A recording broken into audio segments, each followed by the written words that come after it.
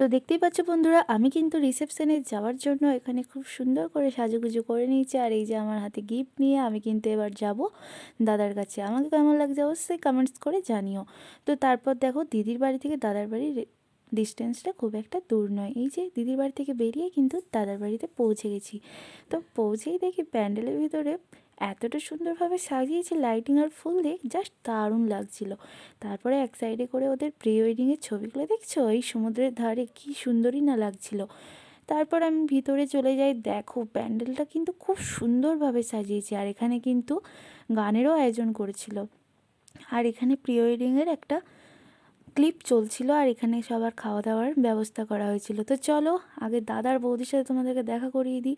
আর এই যে দেখো, প্যান্ডেলের ওপরটাও কিন্তু লাইটিং দিয়ে খুব সুন্দরভাবে সাজিয়েছিল। তারপরেই আমরা কিন্তু চলে আসি দাদার বৌদির কাছে। এই যে দেখো, দাদা বৌদিকে কেমন সাজিয়েছে অবশ্যই কমেন্টস করে জানিও।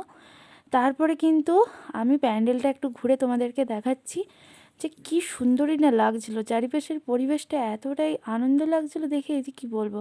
আর এই যে দেখো, এটা হচ্ছে আমার দিদির বড় ছেলে, ওকেও কিন্তু খুবই সুন্দর লাগছিল দেখতে। তো যাই হোক, তারপর আমরা দাদার কাছে যেয়ে গিফট টিফট দিয়ে দাদার সঙ্গে দেখা করার পর চলে আসি এখানে স্টলের কাছে। দেখো এখানে কিন্তু অনেক স্টল করেছিল। এখানে পনির পকোড়া, তার সাথে সুইট কর্ন, ফুচকা, পাপড়ি চাট, পান, অনেক কিছু করেছিল।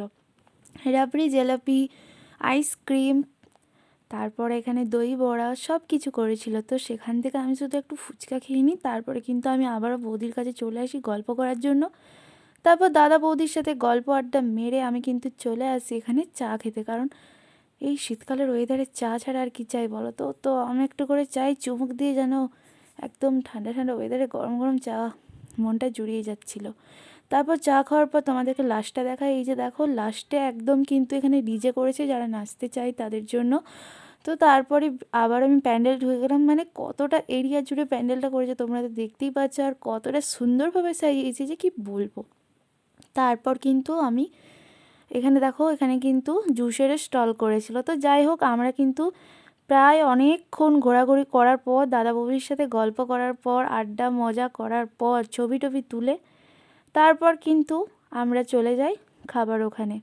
তো খাবার ওখানটা দেখার পর এই যে দেখো, গৌনু ঠাকুর এখানে আছে। গৌনু ঠাকুরকে তোমরা দেখতে পাচ্ছ কতটা কিউট লাগছে। আর ওই যে দেখো, দাদার বৌদি কিন্তু ছবি তুলতে খুব ব্যস্ত হয়ে গেছে।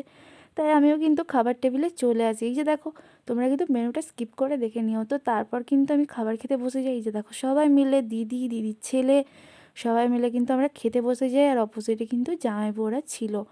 তো তারপর খাবার টাবার খেয়ে আমরা কিন্তু বাড়ি চলে আসি। যখন এই যে দেখো, আমি এখন বাড়ি চলে এসেছি। এখন কিন্তু ঘড়িতে বাজে প্রায় 11:30টার কাছাকাছি। তাই আমি এবার মেকআপ এখনও ওঠাইনি, তো শাড়িটা জাস্ট খুলেছি, তো মেকআপটা ওঠাবো। তো এই ছিল আজকের ব্লগটা তোমাদের কেমন লাগলো?